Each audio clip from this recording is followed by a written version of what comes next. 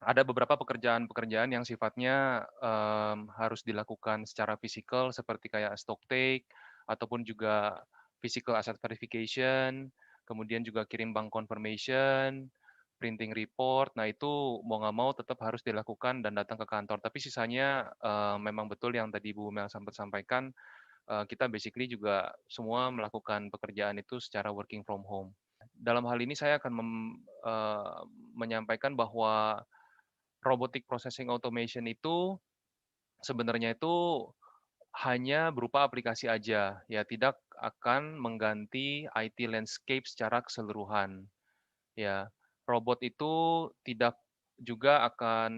akan mengganti yang namanya manusia, ya, dalam dalam artian, mmm, manusia tetap akan dibutuhkan, ya, tapi beberapa proses-proses itu akan diotomatisasi dan seperti yang tadi Bu Mel sempat sampaikan juga, kita tetap, diperlukan perubahan ya, jadi kita musti agile gitu, ya. Mungkin kalau misalnya kita bisa lihat dari pengalaman yang sebelumnya, kayak di kantor akuntan, dulu belum ada komputer, yang namanya satu, working paper itu semuanya masih berupa hard copy, itu itu bisa dilakukan seperti itu. Tapi dengan perkembangan zaman, masing-masing orang sudah punya laptop sendiri-sendiri. Kemudian juga, yang kedua, misalnya dari para pembajak sawah, ya, dulu mungkin mereka melakukan adanya teknologi bukan hanya akan men-simplify proses, tapi juga akan lebih mempercepat sehingga scalability-nya itu juga akan makin banyak, seperti itu. Benefit dari robotic processing automation, ya of course, ini akan membantu human karena mereka bisa bekerja 24 jam sehari, 7 jam seminggu, kemudian juga dalam hal accuracy-nya lebih akurat, ya terus udah gitu, secara risikonya juga lebih kecil kalau misalnya memang mesin tersebut sudah terlatih, ya terus udah gitu juga lebih bisa hemat, ya cross industry. Nah jadi kompetisi ke depan itu tuh bagaimana perusahaan ini bisa lebih efisien, bisa lebih, scalable, menggunakan sedikit manusia karena tentunya yang namanya manusia ini kan makin lama makin mahal ya, apalagi seperti di Indonesia growing middle class, ya, dari, yang tadi juga sudah disampaikan, of course akan membuat yang namanya perusahaan itu menjadi lebih mahal. Saya ingin menggambarkan saja bahwa, beberapa pekerjaan-pekerjaan yang memang bisa dikerjakan oleh robotik dan juga yang tidak bisa, itu tergantung dari industrinya. Ya, jadi misalnya bisnis, restoran, ya of course itu tetap perlu dilakukan pekerjaan-pekerjaan yang memasak dan yang lainnya. Tapi selain itu di surrounding dari bisnis tersebut ya, dari yang core-nya tadi memasak, itu mungkin bisa lebih diotomatisasi gitu. Ya, jadi intinya kalau misalnya untuk di RPA itu butuh sesuatu yang sifatnya, sifat datanya itu intensif, kemudian juga pekerjaannya itu sifatnya juga repetitif, ada rule driven, ada electronic triggering prosesnya, ya ada involve manual calculations yang kemudian bisa di-automates, pekerjaan yang sebelumnya meng-involve, higher error rates dan butuh akurasi lebih tinggi. Nah, ini yang cocok untuk di, assess secara, menggunakan robotik ya, menggunakan dengan proceeding di RPA ini, of course, semua akan menjadi lebih efisien, efektif, dan ini juga, meng-emphasize apa yang dari slide sebelumnya, ya. Nah, di sini bagaimana sebenarnya dari yang dulunya human terus udah gitu menjadi robot. Ya, ini juga yang nanti akan berlaku di artificial intelligence maupun juga di, blockchain dan yang lainnya ya. Jadi semuanya itu tentunya robot itu tuh perlu diajarin dulu. Ya, jadi kalau misalnya kayak di EY ini juga sama, kita sekarang sudah mulai beralih ke yang namanya data analytics, kemudian juga artificial intelligence, ya. Nah, bagaimana itu untuk diimplement, si mesinnya itu tuh perlu diajarin dia, ya, perlu di-guide bahwa kalau misalnya ketemu parameter ini, jadinya ini, parameter ini jadinya kayak begini. Untuk mapping trial balance, kalau misalnya dulunya itu pakai Excel, sekarang udah tinggal klik-klik masukin ke dalam sistem langsung men-generate suatu worksheet gitu. Ya, jadi ujung-ujungnya kalau misalnya dari dunia konsultasi ya, di tempat saya sekarang ini, of course yang namanya human itu menjadi, diharapkan mereka itu bisa bekerja lebih cepat. Kalau misalnya kita mungkin mesti bangun, kemudian juga ada toilet break dan yang lainnya, lunch break. Nah, kalau misalnya mesin kan ini mereka bisa jalan terus, jadi ya of course lebih efisien. Nah, contoh-contohnya tuh apa sih kalau misalnya, terkait dengan robotic processing automation ya, supaya lebih konkret aja, ya ini ada beberapa contoh, ada 10.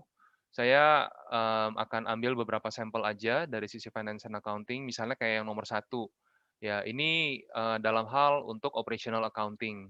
Ya ini akan dilakukan, adanya suatu otomatisasi ya, proses validasi, processing dari account statements, ketika ini dimasukin ke dalam, accounting administrations, ke dalam kontrak.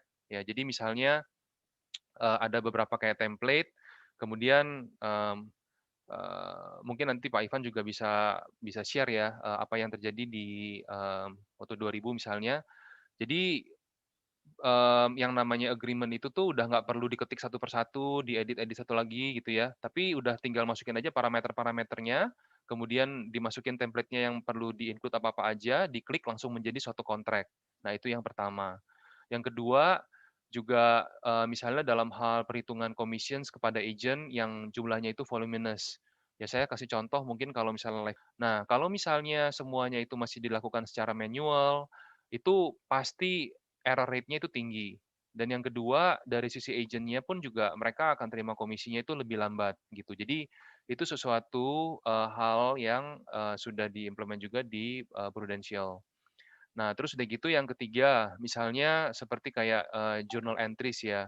Kalau misalnya dari journal entries, mmm, typically kan itu dari bisnis, bisnis people di depan, mereka melakukan prosesnya seperti apa, kemudian juga dari sisi accounting mereka lakukan jurnal, seperti apa.